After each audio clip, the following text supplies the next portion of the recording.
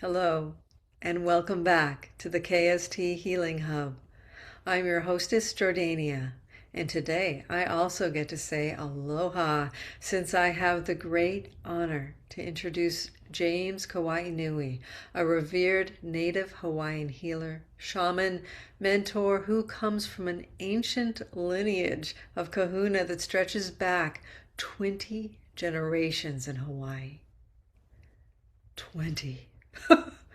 James carries profound ancestral knowledge to bring healing, clarity, and ancient wisdom into our modern lives.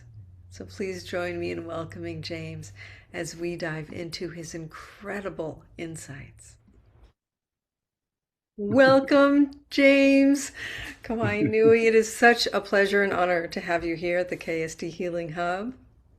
We started talking, and it was such incredible information. I was like, we got to start the What do you recording. think? We have to turn on the recorder. So should we start with that? You said you were in Mexico and Yeah, for the last year, we've been working with one of our spiritual teachers, somebody that I've been working with now for about 15 years. And we did a class all year last year with her that was called Elemental Alchemy. And it was about going through the basic elements. And we did a really deep dive into that. And part of that was working. There's two different retreats that she's doing, and this was the first of the two, but it was in Mexico. So last week, Ashana and I were in Mexico, and we were the elements that we were working with was air and water and ether. And so we were on the water in a nature conserve in Baja called San Ignacio, which is a lagoon that is a home of a wintering home for calving and mating for gray whales. And so for 4 days, we were on the water an average of 5 or 6 hours a day, whale watching. And I'm not just talking about whale watching, I'm talking about whales coming up next to the boat and swimming alongside the boat and you being able to reach out and touch them and the interaction with creatures that are or beings that are so amazing. And you know, you can float on the water all day and not see or interact with any whale. So any interaction that you have is obviously on their grounds, not on yours. So just that kind of connection was pretty amazing, actually. So we're both kind of still high on that because we just got home a couple days ago and then landed inside of really having hit the ground running because we both had classes that we were teaching yesterday and getting ready for that and everything else. So it's been a bit of a whirlwind February. wow. Well, I'm so glad you made time to be here with us. Oh, What an absolutely. experience. Oh my gosh. And I swam with whales before. When I lived in Hawaii, I had several experiences of that, and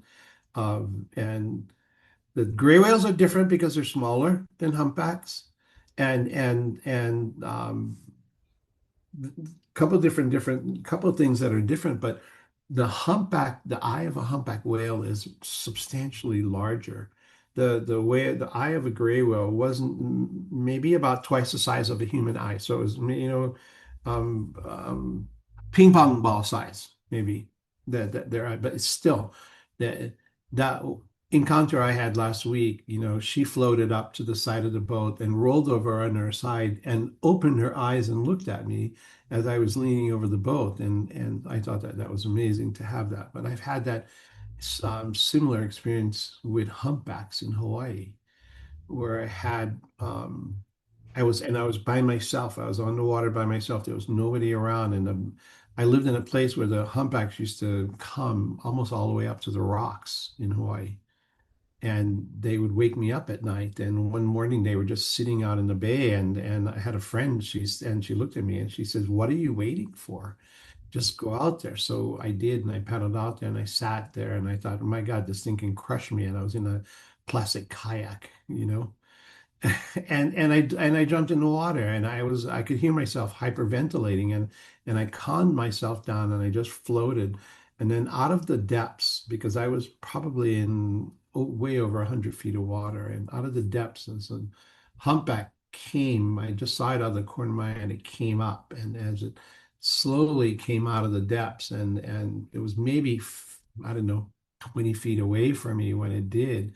And as it did, it rolled over on the side, and I watched its eyeball track me. And the eyeball of a humpback whale is, the size of a volleyball, So it was the first time I really felt being seen, Mm. and by something that is so amazing and so intelligent. And like I was saying, all those interactions are on their, that's them deciding, because we could be out there and not have any kind of encounter like that. So, Part of that encounter, part of that being seen, um, could be attributed to your lineage. You come from a long line of Hawaiian kahuna. I think it has some bearing on it. The humpbacks are one of my family's Amakua, and Amakua is a family deity. So think of it as a spirit animal. I guess that would be the closest analogy that I could give people.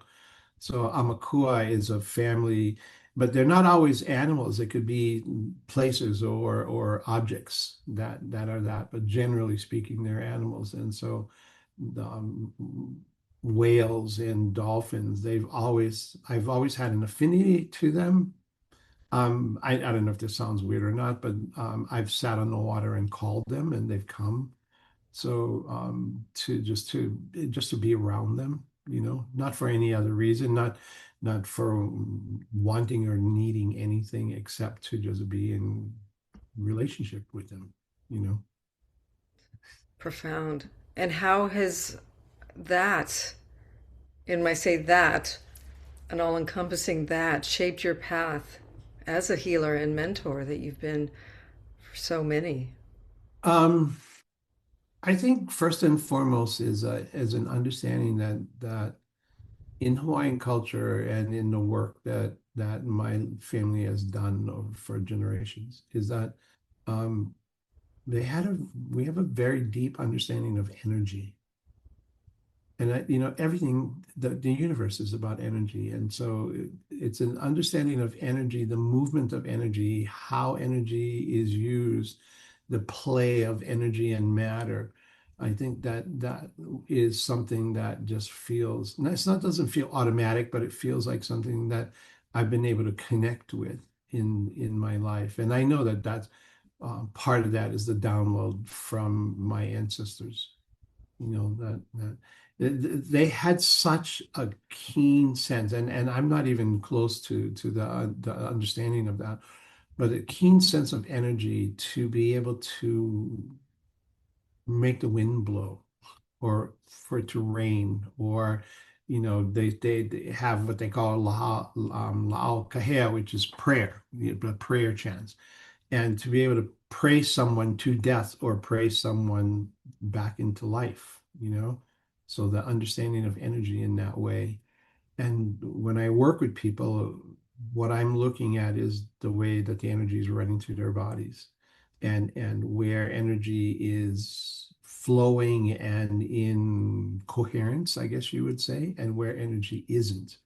Because where energy is not in coherence is where there is all kinds of things: illness, disease, trauma, pain, physical, emotional, mental. So our bodies are designed for energy to flow through it in very particular ways. And when the energy is not flowing through it that way, or when the energy is not optimal, that's where I guess you could say disease or illness comes from. Yes. And I can say firsthand how amazing you are. And you do have a remarkable ability to energetically scan people's fields and sense what's happening in their bodies and energy and life. Yeah. Is there a noticeable Oh, is there a noticeable experience when you're working with someone in person, like versus online? How is that? No, really. And sometimes remote can be more powerful. I love working in person, although I haven't been over the last 6.5, 7 years. I got very strongly from the ancestors. They gave me, they give me messages all the time, but the message that they gave me when they put me on this path were twofold. And one was that I needed to start to work remotely. And I said, I'm not sure if I can. And they said, well, the only person that doesn't believe that you can is you. So, and it made sense. They said energy is energy. It doesn't matter if you're in the same room or on the other side of the world. Your ability to connect to it is what matters. And they said, and you have that ability. And then they said something else to me, and was really what landed was you have to stop thinking of your community as local because your community is global. And so that was the driver, I would say, for wanting to for starting remote work. Yeah, I mean, you felt it and you were instructed to do so. It comes by design. I made this choice, and I years ago, 15, 17 years ago, that I said, okay, now that I understand what's happening, I'm going to follow, and my life will be by direction from you. And that you meaning the Kupuna, the ancestors. And so that's what happened. I started, I mean, the fact that I am here where I am living in Sedona is a testament to that. Because if James, the man, the person, the personality, if he had had his way, he would be living in halfway around the world right now. Well, two-part question. How has living in Sedona influenced your work? Um, You know, both Ashana and I have been very reluctant to dive into the Sedona community, and this is going to sound in some ways judgmental, and yet um, Sedona has become, and this is very controversial for a lot of people, very diluted. There are a lot of people up there because and I'm going to say it this way, there's a lot of money to be made. You know, over 3 million people a year visit Sedona, and they're all coming looking for their spiritual connection. And so the proliferation of readers and healers and shaman and sound healers and it's amazing and a little unnerving.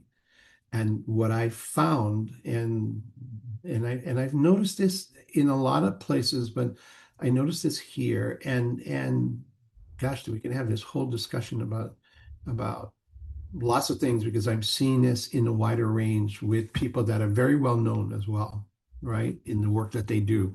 I mean, like world famous household names inside of spirituality. Not always working in um, alignment, not always working in integrity. It's a big piece of what I do is based on one of the cornerstones of Hawaiian culture and Hawaiian spirituality, and that's called pono. And pono is about right action. Pono is about living in harmonious balance with yourself. But pono is also about integrity and how you move through the world. Well, and a lot of what you're talking about, I think of it as we can only go to the spiritual heights as high as the depths that we've gone, and you, my dear, have not had the easy journey, right? No. So that's why you're able, I think, to go to these great spiritual heights and maintain grounding, because you've spoken about a difficult childhood and abuse from your stepdad and powerful survival strategies that you developed from that. Some of this, you discussed in a chapter you wrote for the book, Find Your Voice, Save Your Life. Oh, yeah. How did those early experiences influence your understanding that we are, as you say, who we're taught to be, unquote? And there's so many things. I mean, what was the turning point when you heard that clairvoyant, clairaudient voice? It's time to go home, and that's when you. Well, there was a point that happened, and that was 26 years ago when that happened. But there was a point when I started to really understand this, and that was when I was living in New Zealand, and um, I was being trained by a Maori healer down there. He was a tohunga, basically. He was a lineage carrier. It was a Kahuna in the Maori tradition, and in our group of healers that I was training with, there was a woman who was a medium, and the story inside of this is that I was supposed to meet about 2 weeks after I got to New Zealand. So I went to New Zealand for 3 months, ended up being there for 5.5 years. Not by choice, just what happened. Another story for maybe another time. And about a week after I got there, I was told about this man that I was supposed to meet. He was like Tonga. He was very well known. Um, for 3 years, I tried to see him, and there were things that were happening in my life and things that were happening around that prevented me from seeing him. And he passed, and I thought that my opportunity had passed, and yet inside of that journey, I met someone. My life is there's so many synchronistic journeys inside of it, but in through a person that I met at an event, which was a sweat lodge. She told me about a man, and she said you should come. And I met that person, and he ended up being my teacher. He was one of the main students of the man that passed away that I was supposed to see. So the kind of the synchronicity of all of that. In our group, there was a woman who was a medium, and his name was Papa. His name was Papa Joe. And he talked to my teacher all the time, and he would tell me about what Papa would tell him through the person, or the woman's name was Peg, that was in our group. And so Peg walked up to me one day and she said, Papa wants to talk to you. And I had been with them long enough, with the group long enough that didn't scare me anymore. That wasn't unusual or anything. And so I said, okay. And she said, come to my house next week. And I said, okay. So I started going to her house once a week, and he would be waiting for me, and she would talk to me about what he was saying, and you know they started talking to me, and he started talking to me and showing me things about what I was saying and thinking when I wasn't around her. And so I remember the first time it happened, and he said, last week you were working with this person and you saw inside yourself that you were supposed to do this thing, and you didn't. You did this thing instead. Why? And that was the point when I realized that. And he said this to me, and he said it straight out. He said, we're always watching you. You're never alone. We're always watching you. We're always paying attention to what you're doing. And so it was in that moment that I realized that if I was going to do this work, the only way I could do it was in integrity, by being pono. Because when I'm not, I got my ass kicked, pure and simple. And so coming back to talk to us about Sedona, and to see, I meet lots of people, and lots of people want to work with me, and lots of people want to work on me. They see me and they want to, oh, let's trade, let's do this, whatever. And very few people, and again, this sounds very arrogant in some ways, but few people get to touch me in that way, because I'm very aware and very protective of my energy field. And everybody should be more protective of their energy field. And so when I see the practitioners that I see around me, most of the practitioners that I see in that are doing the work, I hear what they're saying, and that's here, but I see what's actually going on inside of them. And there's a disconnect between the two. And so, we talk about Sedona. There are good people up there, and I have met a few. And for the most part, though, um, it's a reason that the locals call it spiritual Disneyland, because that's really what it is. you know, to go and to have a reading with somebody and say, oh, well, you know what, let's go find another person to have a reading with. And I know people that do that. They come up here and for the day and they'll go have a reading with someone and then another one and then they'll go have a sound bath and they get so they're out there and they're playing and they're not taking any of this seriously. And they're not aware of how that fractures their field and what's happening to them and what's actually getting put inside of their field that they may not be aware of, you know? So there's a big piece inside of that. So I haven't dove into that scene, even though as a Native Hawaiian healer, would be in a lot of ways a very unique experience for most people inside of that, and then like I say, I don't want to sound arrogant or um, aloof in any way. And just understanding the working of energy in a different way than most people would recognize that. Absolutely. And it is so important for people to know that, yes, Sedona can be spiritual Disneyland, which is a lot of fun, but that you could potentially open yourself up to some questionable energies. And one of your core teachings, I think, involves those energetic boundaries. So helping people to hold their space. Absolutely. We are intertwined. We are really connected. Um, I've had lots of experiences in my life, or many experiences in my life, where I've seen and understood that connection on deep, deep levels. And so we are constantly, I'm going to use this word, being bombarded by the energy around us. But most people don't attribute what they're feeling or where they are inside themselves to that energy.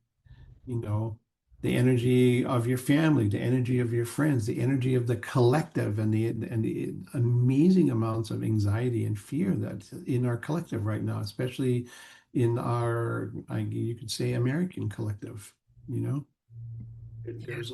there's a lot of that, and so those things are influencing how people act and react on a day-to-day basis, but they're not aware of it because um, they haven't made the connection yet. And so, how you care for your field of energy, the field of energy that's around it, the field of energy that you are, is really essential. And in that is the emphasis of what you teach often, that we are all sacred and Yeah, that we are all part of transcendence. Is that a way to find those boundaries, our place? yeah. I laugh because there's a couple of people that I listen to, and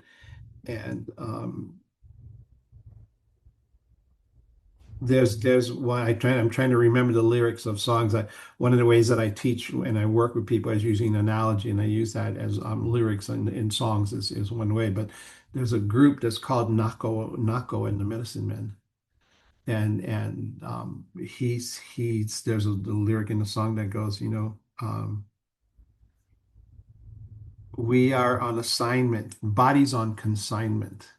Returned him to the circus. And that's really what it is. We are in human form, but our energies, our souls you know, people talk about souls being eternal. They are. And so realizing that we're here and we're here just temporarily. So, what are you going to do with your time? And I'm not sure that that's what you were asking for or looking for, but that's kind of the understanding of that. So managing how you feel and where your energy is and the things that you're thinking. I mean, oh my gosh, You know, one of the things that I talk about a lot is about how your thoughts create your world. I say that to people all the time.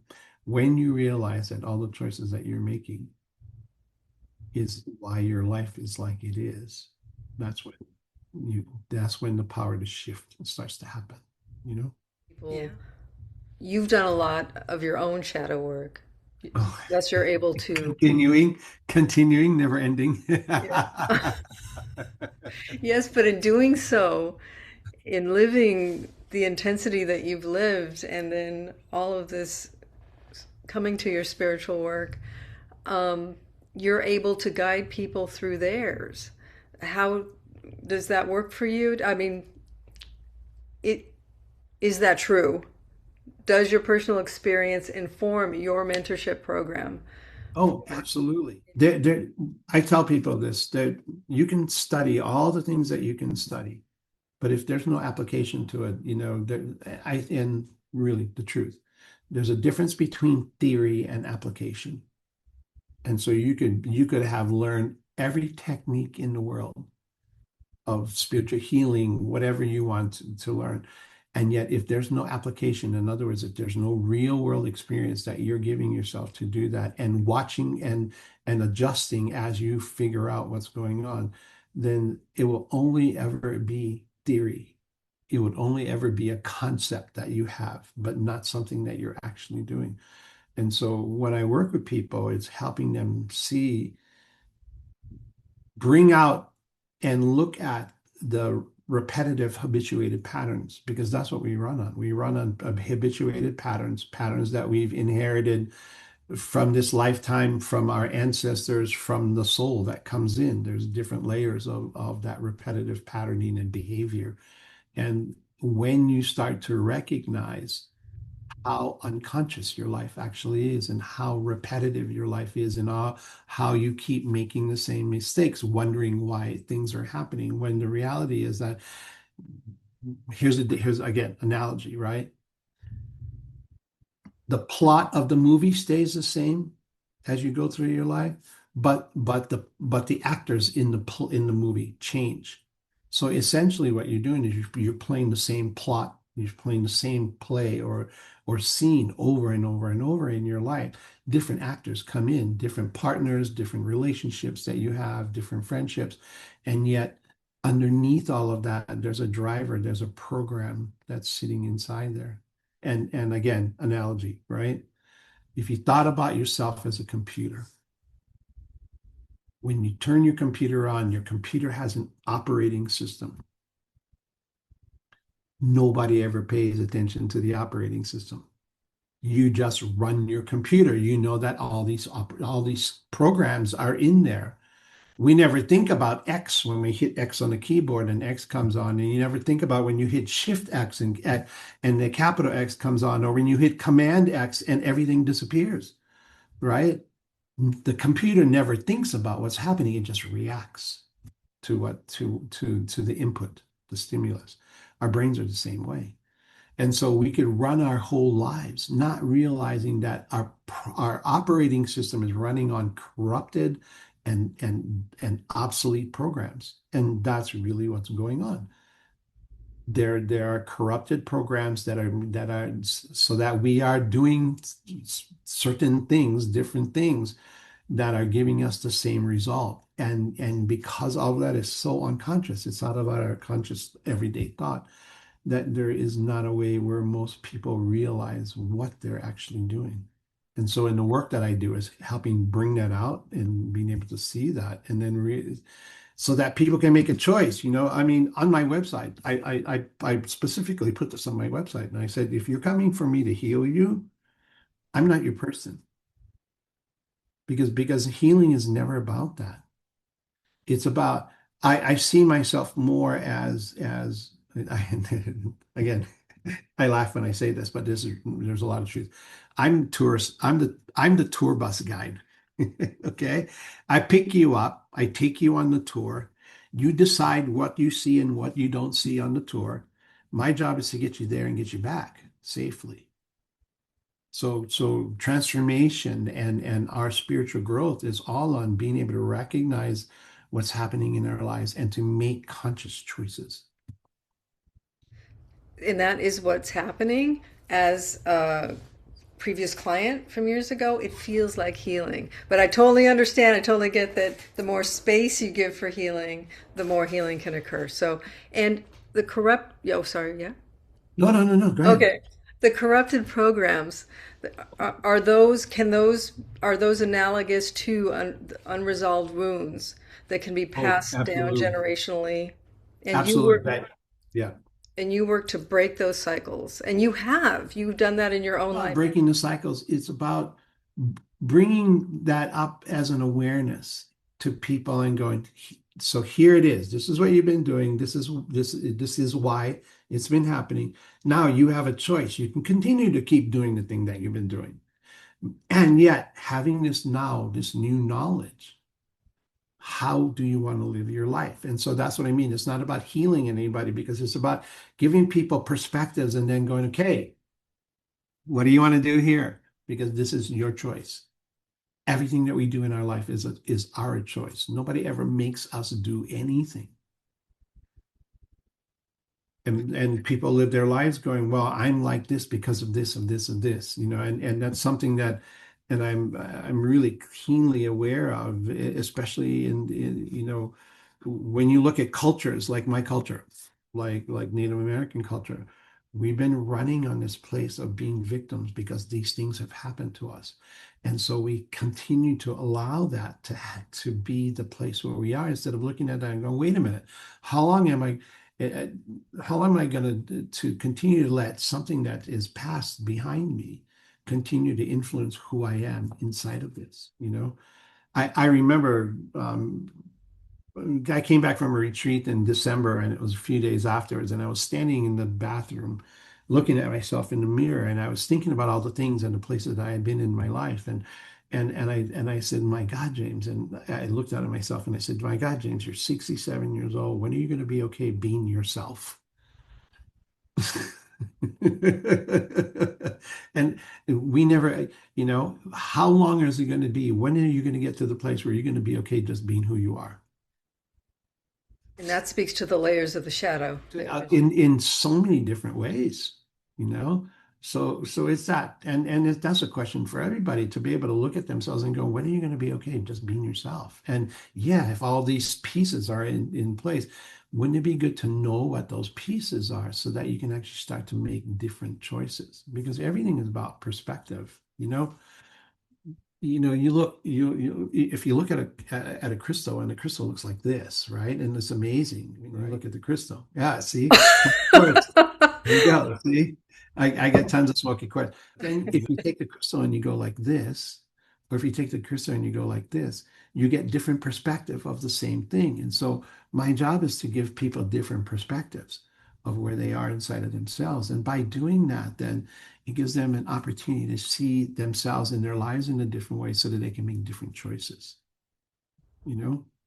And I think our job as practitioners is that, nothing more. Just to help people see, for me, one of the things that I say is I just want to help people see the best version of themselves. That's all we can do. That's all we can do for ourselves. Walk. You've lived it. How many people would leave their job and luxury lifestyle and begin a healing journey in a Yeah, Hawaiian and shack? it's not something that I would suggest that most people do. I tell people that. I said, in it's not that in hindsight it was not the right thing to do. I knew that it was exactly the right thing that it was for me, but at the same time, to just walk away like that. And I had no plan when I was doing that. It was a knowing. It came off of the first clairaudient experience that I ever had. It was the first time that I heard my ancestors talk to me, and I was in a job that was all those things, had the trappings of all the success and everything else like that. And I was miserable inside. And they tapped me on the back of the head and they said, it's time to go home. And it freaked me out when it happened because I had never heard of the voice or a voice speaking to me in that way, before. Was this in And New Zealand? This wasn't New Zealand. no, No. this was in the middle of Ohio. I was working for a large corporation, and I was a senior executive manager, and I ran three departments of people in a company of about 500, and we were part of a larger company that was 25,000 employees. So I was definitely was a wheel in the cog, cog in the wheel of everything, and pursuing a life that I thought I was supposed to pursue. And then when that happened, it just kind of shifted everything. The way I wrote about it or I write about it is that in that moment, everything fell apart and came together again in a different way. And there was no question then because I walked into my boss's office the next day and I quit my job.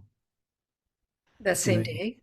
and that's next day, very next day. Next day. Oh my gosh. That it wasn't something that I thought about. I just looked at that and it happened. And I looked at my she's my ex-wife now, but I looked at her and excuse my language. I said, "What the fuck are we doing here?" And she said, "I have no idea."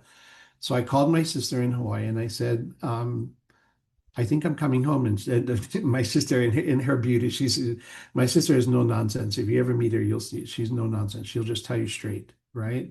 She doesn't beat around the bush. And she says, "About damn time." Is what she says to me. And I said, "So who's staying at the beach house?" And she said, "Nobody." I said, "I think I'm coming home and I want to live there." And she said, "Fine."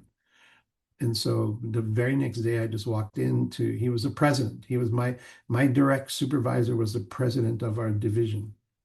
And I said, I quit. I can't do this anymore. I'm going home. He did something that was really amazing too. He actually started crying. And I never expected that.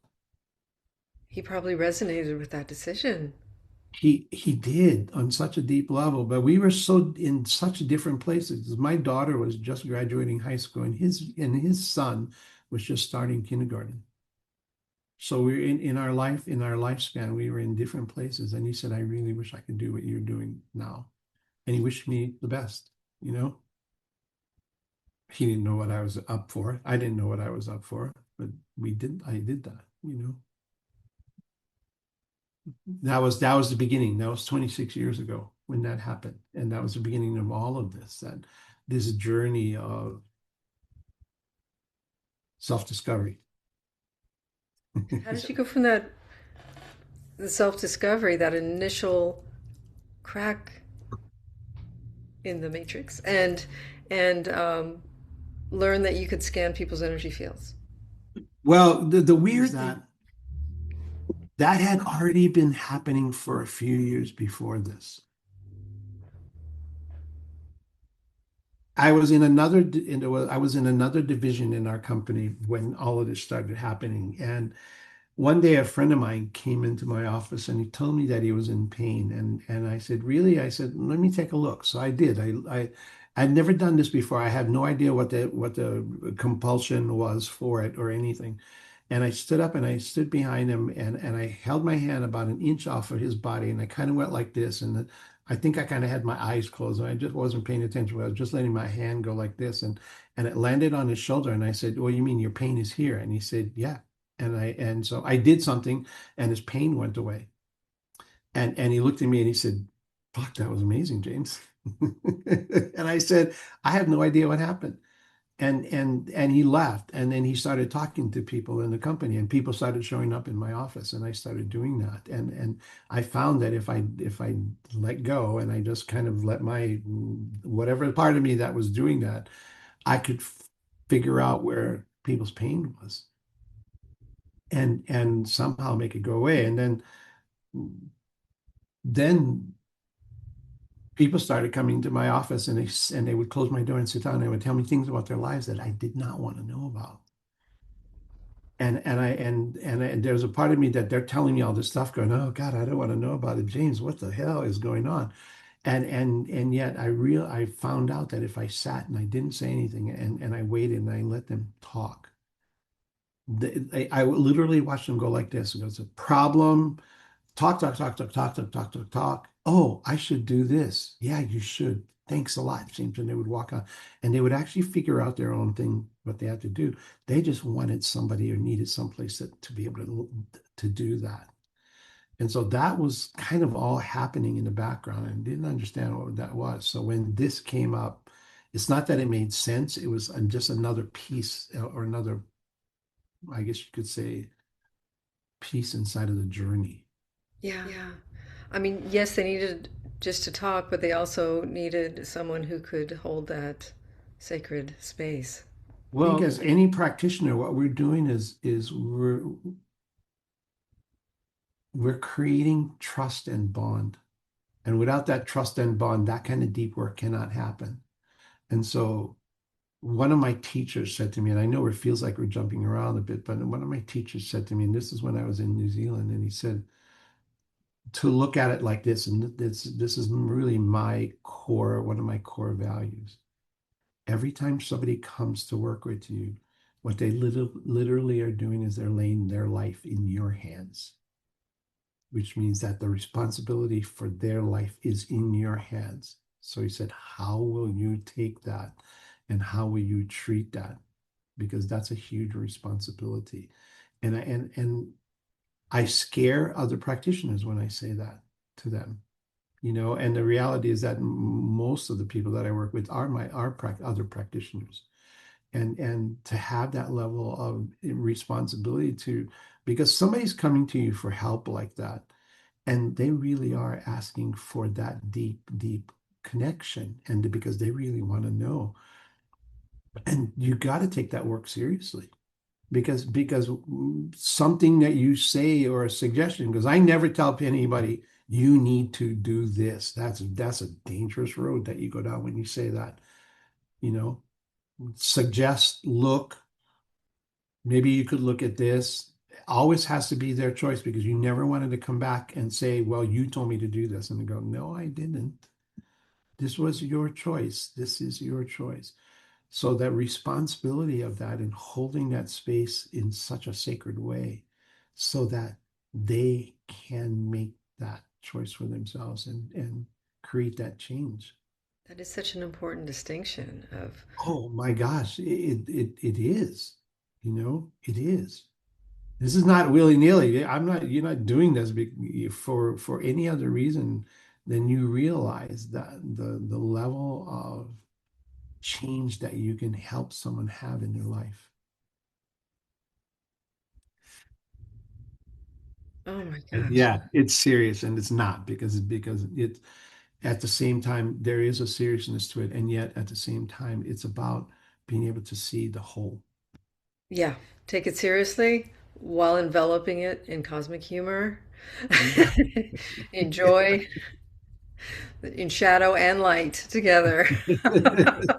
Exactly. So, I'm curious, you're doing this incredible work. You're also doing some work now with your incredibly gracious and beautiful partner, Asani. Um, Oh, Ashana. Ashana. Yeah. Ashana. What a beautiful, beautiful name. Um, may I ask about that? How did you two meet? How has your journey been? Oh my God, that's a whole nother Oh, podcast it is okay. altogether. A little bit. Let's just say that I got put in the right place and she called me in and it was one of those um, not chance encounters. Really, the universe did really conspire to put us together. And then we found out soon after we met that we had not seen each other in about 500 years. And so we are back to finish work that we did not complete in our other lifetimes. Oh, you're gonna have to tell me a little bit more here.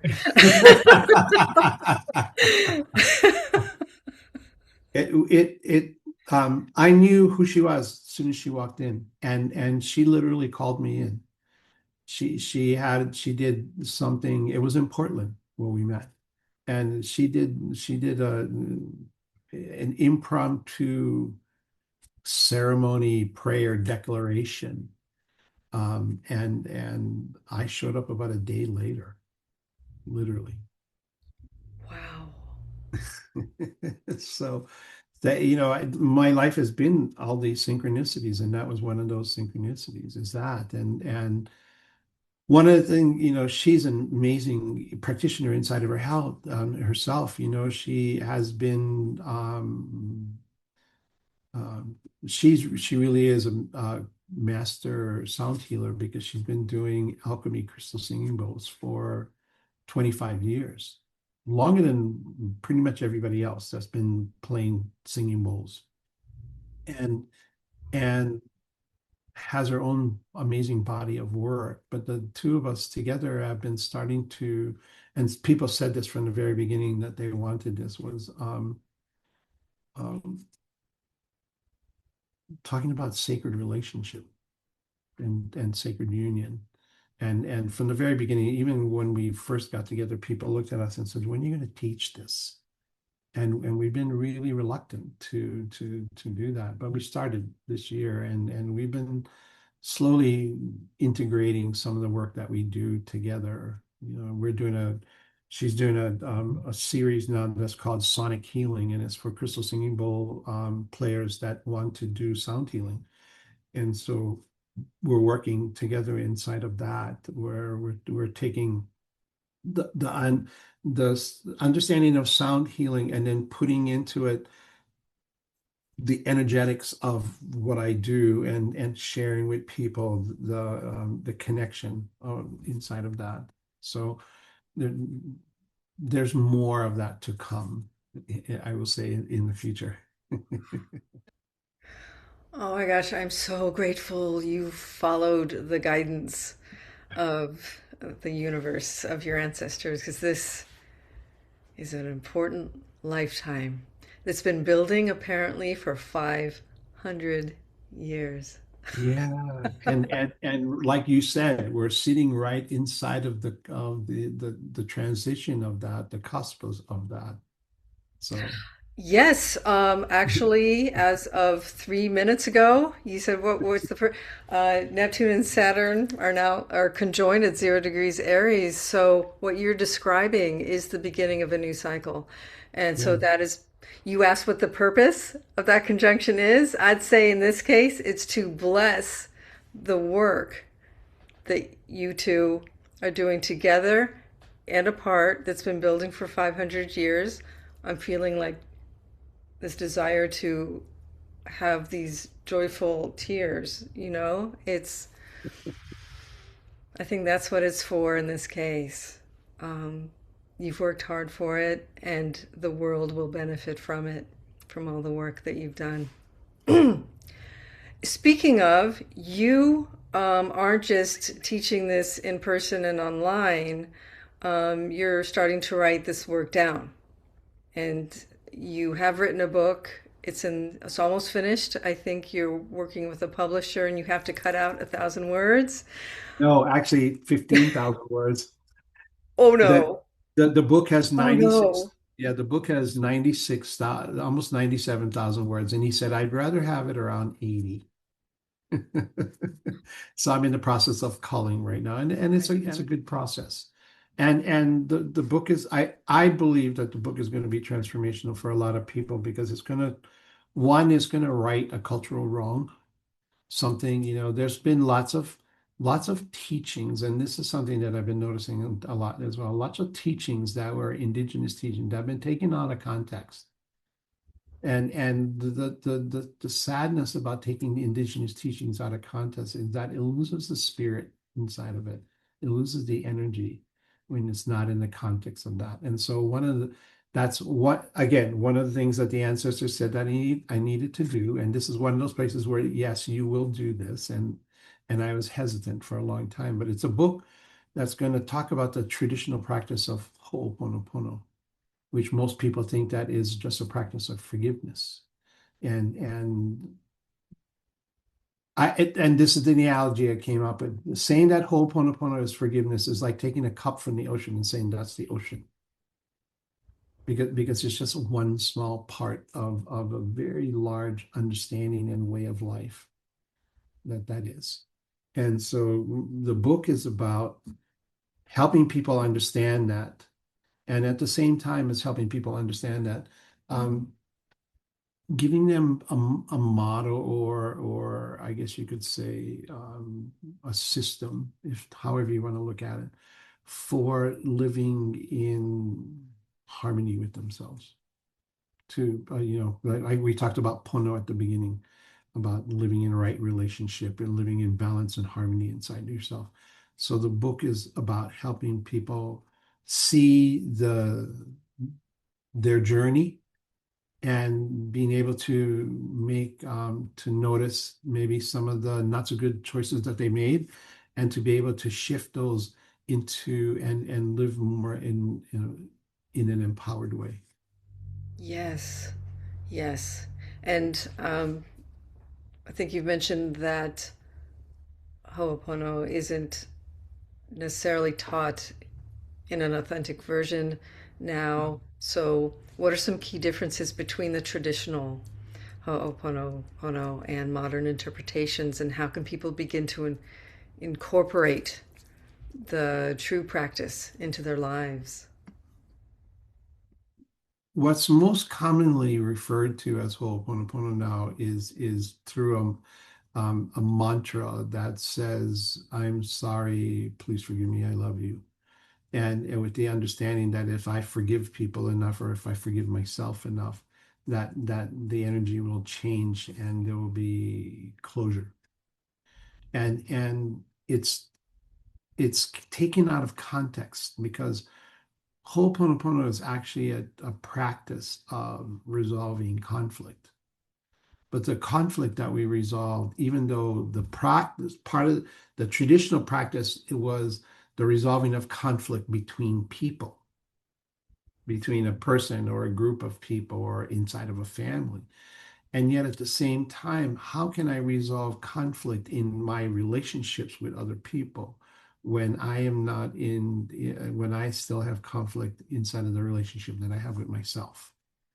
And so the traditional practice is about the resolving of conflict and coming into resolution, and doing it in a way that it really is. It's a sacred ceremony of that process of finding what, finding the root cause of what's going on and where that's coming from, and how much of it is really me and where I am inside of myself, and how much of it is not being able to find common ground or mutual respect for each other, or any of those pieces. And then as we come into the place of understanding that, then being able to step back in and go, okay, now how do I relate that to myself in my everyday life, in my interactions with people, and even with my interactions with myself? And so the book is the first part of the book is explaining the process and a little bit about Hawaiian culture. Second part of the book is how to incorporate the process into everyday life. And then the third part of the book is going to be about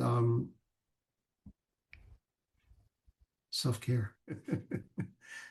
And with the culling of the book, does that imply too? Maybe that's actually, maybe you wrote two books, Well, this is I already have seen, and other people have already told me that this is the first book of a series right? that's going to happen, because there are other aspects of it in Hawaii.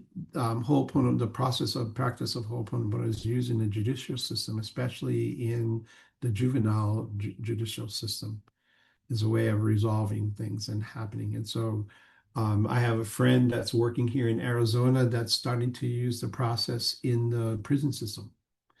And so there's lots of different ways. The way that I see it is, one of the applications that I see is inside of large corporations, inside of human resources, and being able to resolve conflict between management and non-management employees.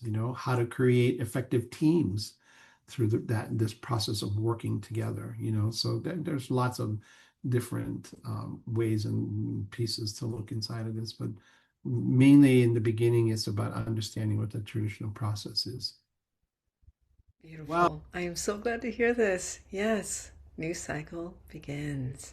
So, for listeners or uh, who are drawn to your work, whether through your seminars, your individual counseling, healings, mentorship, house and office clearings, meditations, or your upcoming book slash books, how can they best connect with you or learn more?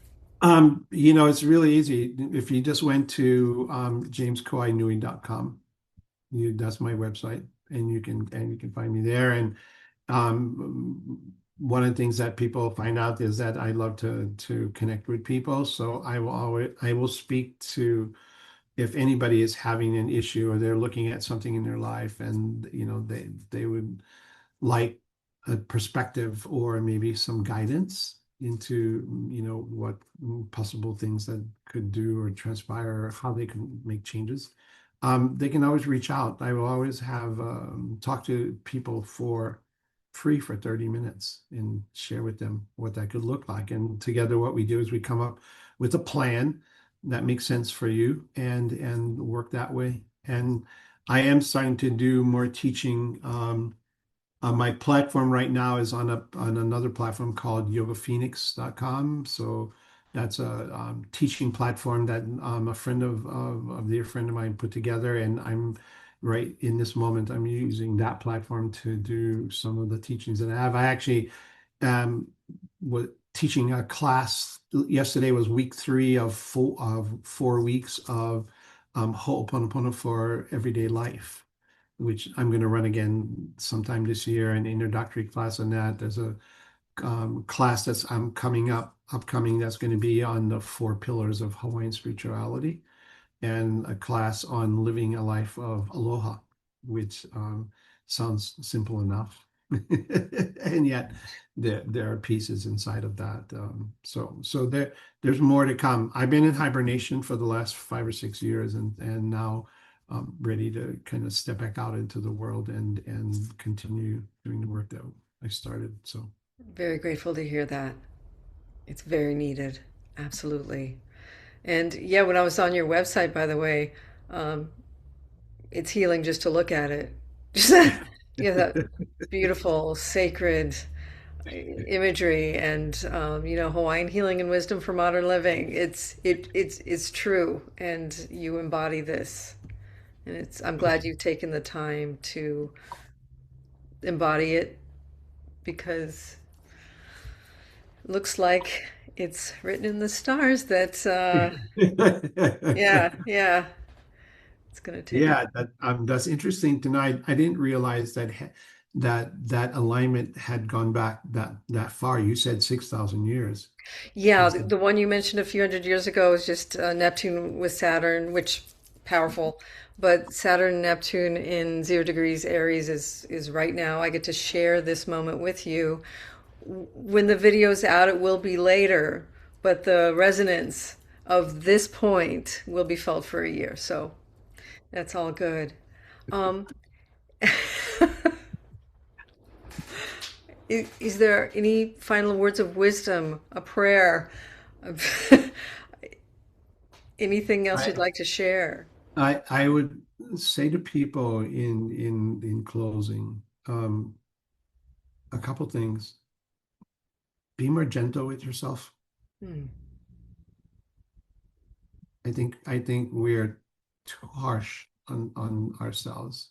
Um, and I would say choose your words wisely, because words have power. And I laugh and I tell people this, but that's why they call it spelling, because every word is a spell, which means that every time you say a word, it's an incantation. And so if you're using negative words, then that's what you're creating. And so if the only thing that you shift in your life is becoming more aware of the words that you use, and you change them to so that they, as best as you can, they become more empowering words to describe yourself in the world, your life will change. I guarantee it. That is profound. Thank you. Thank you for being here. Thank you for the work that you do. Thank you for I'm being. grateful for the opportunity. Thank you so much.